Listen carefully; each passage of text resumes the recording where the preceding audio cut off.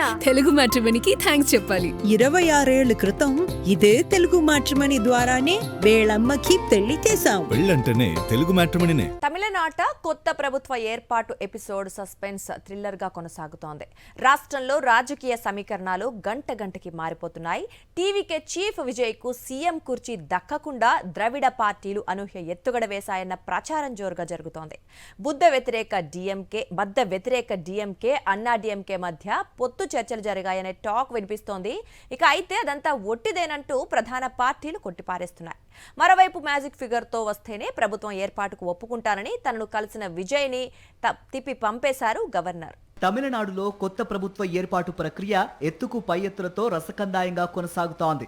100కు పైగా స్థానాల్లో గెలిచిన టీవీకే చీఫ్ విజయ్ మరో డజన్ మంది ఎమ్మెల్యేల మద్దతుతో ఖచ్చితంగా సీఎం కుర్చీపై కూర్చుంటారని అంతా భావిస్తున్న వేళ తమిళనాట పెను సంచలనాల పర్వానికి తెరలేచింది.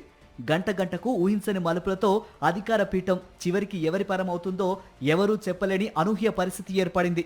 కలలో కూడా ఊహించినట్లుగా బద్ద వ్యతిరేక డిఎంకే అన్నా డిఎంకేలు ఏకమైపోయి సీఎం కుర్చీని తన్నుకుపోతారన్న వార్త ఇప్పుడు యావత్ తమిళనాట సంచలనం సృష్టిస్తోంది. బయట ఎమ్మెల్యేల మద్దతుతో ఎలాగోలా ప్రభుత్వాన్ని ఏర్పాటు చేయొచ్చని గవర్నర్ను కలిసిన విజయ్కు ఊహించని పరిణామాలు ఒకదాని వెంట మరొకటి వచ్చిపడి ఊపిరాడనివ్వట్లేదు. అయితే అధికారమే పరమావధిగా మీ రెండు పార్టీలు పొత్తు పెట్టుకోబోతున్నాయా అన్న ప్రశ్నకు డిఎంకే అన్నా డిఎంకేలు లేదు అనే సమాధానమిస్తున్నాయి. కానీ రహస్యంగా రెండు పార్టీల మధ్య విస్తృత స్థాయిలో మంతనాలు జరుగుతున్నాయని తమిళనాడు మీడియాలో వార్తలు షికార్లు చేస్తున్నాయి. డిఎంకే అన్నా డిఎంకే ఉమ్మడిగా వచ్చి ప్రభుత్వం ఏర్పాటు చేస్తామంటే గవర్నర్ అర్లేకర్ సరైనంటారా, లేదంటే అతిపెద్ద పార్టీగా అవతరించిన టీవీకే పార్టీకే తొలి ప్రాధాన్యత ఇస్తానంటారా అనే విషయంలో ఎలాంటి స్పష్టత లేదు. ఇలాంటి సందిగ్ధావస్థలో ఎలాంటి నిర్ణయాలు తీసుకోవచ్చు అనే అంశంపై స్పష్టత కోసం న్యాయ నిపుణులతో గవర్నర్ సమావేశమయ్యారు. న్యాయ నిపుణులను లోక్ భవన్ కు పిలిపించి సుదీర్ఘంగా చర్చలు జరపటం ప్రాధాన్యత సంతరించుకుంది.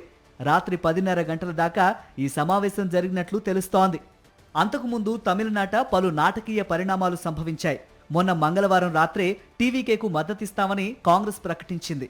ఈ క్రమంలో 5 కాంగ్రెస్ ఎమ్మెల్యేల పేర్లను జత చేసి టీవీకే చీఫ్ విజయ్ తన కీలక పార్టీ నేతల్ని వెంటబెట్టుకుని లోక్ భవన్ లో గవర్నర్ రాజేంద్ర విశ్వనాథ్ అర్లేకర్ ను కలిశారు. టీవీకే పార్టీలో 108 మంది ఎమ్మెల్యేలున్నా విజయ్ 2 చోట్ల గెలవడంతో ఆ సంఖ్య 107కు తగ్గింది. వీళ్ళకి కాంగ్రెస్ లోని 5 పేర్లను జత చేసి మొత్తం 112 పేర్ల జాబితాను గవర్నర్ కు విజయ్ సమర్పించి ప్రభుత్వ ఏర్పాటుకు అవకాశం ఇవ్వాలని విజ్ఞప్తి చేశారు.